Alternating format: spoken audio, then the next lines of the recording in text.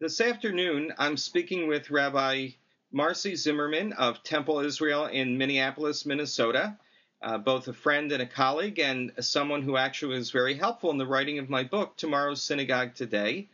And as I look to you as really one of the stars of the American Jewish community today and have great admiration for the work that you've done, I'd like to just ask you a couple of questions, and perhaps that in the hope that your learning and experience will benefit other colleagues as well. So there are lots of rabbis who say, it's really hard with an existing institution to take it into the 21st century. There's a weight of history and tradition, and yet Temple Israel seems to be bucking a lot of trends. It's growing larger, it's growing younger, and it's an urban congregation. Can you please comment on why you think that is?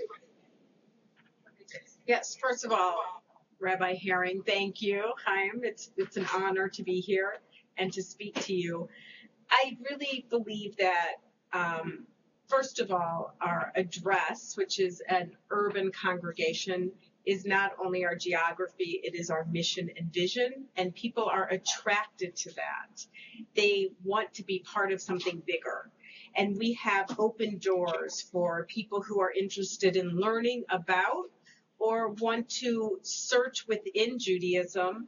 Everybody from all religious backgrounds and practices are welcome to learn with us, to enjoy our community, to be a part of our classes, our worship, and to just, again, explore Judaism with us. And that, for me, is how we have this open door policy, why people are eager to be a part of it.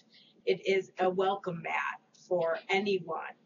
I would suspect that a lot of our colleagues would say that they also have an open door policy. Mm-hmm.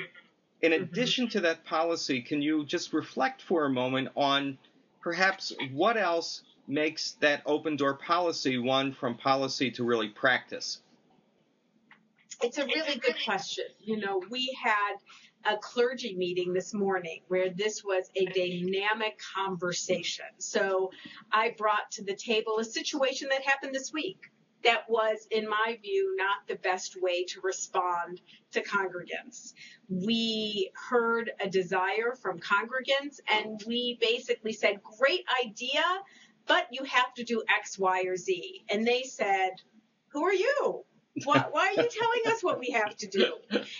And so we talked about it around the clergy table. We brought our executive director in, and I said, okay, what happened is that people heard us say, yes, but.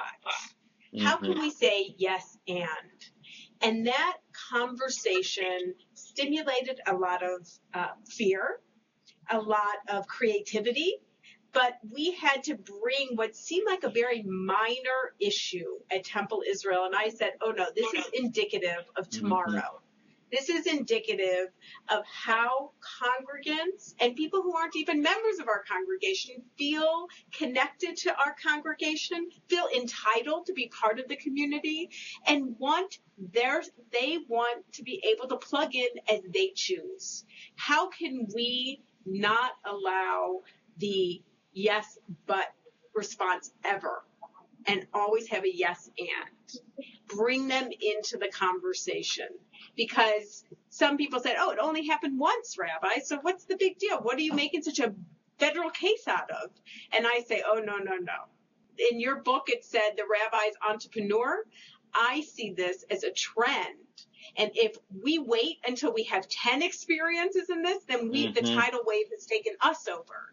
We have to see an individual experience as indicative of what's in the future and figure out how to respond, because there will be many other experiences along the way.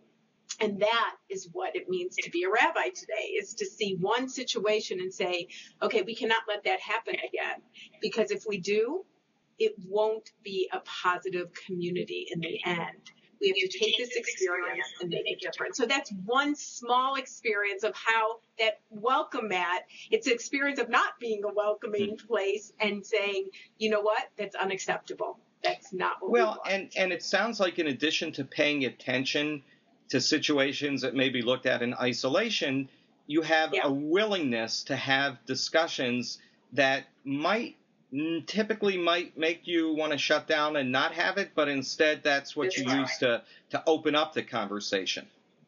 Exactly. Or to blame the individual. Oh, but this person, Chaim and Sarah, they're the problem. We're not the problem. And I said, my experience is that each and every individual who brings a concern to us has a kernel of truth. It's not a kernel of truth to placate them or to solve their problem, a kernel of truth to make our community better. And if we can find that kernel of truth, I have found in my experience that individual is so connected to the community forever because they helped us make the community better. That's what people do when they want to critique. They don't want their answer to solve only their problem. They want to be part of a solution. That's why they're bringing it to you. And to be able to see that is very important. So instead of blaming them, this is an opportunity to see, can we be a part of their solution? And in turn, they become a part of our opportunity. Exactly. And, what happened in this situation is people wanted to bring food to the last day of religious school. They wanted to bring coffee and bagels, and it was a wonderful opportunity. And they needed to have somebody monitor the kitchen because of the health code situation. So it was a real problem. But instead of saying, you know what, we have a problem, here's a situation, help us solve it, we told them, yes, but you have to do this. And they just bucked that in 2 seconds because it's the issue of authority. The congregation and rabbi don't have the same authority. We aren't the sage from the stage anymore, where that guide on the side has been so beautifully articulated.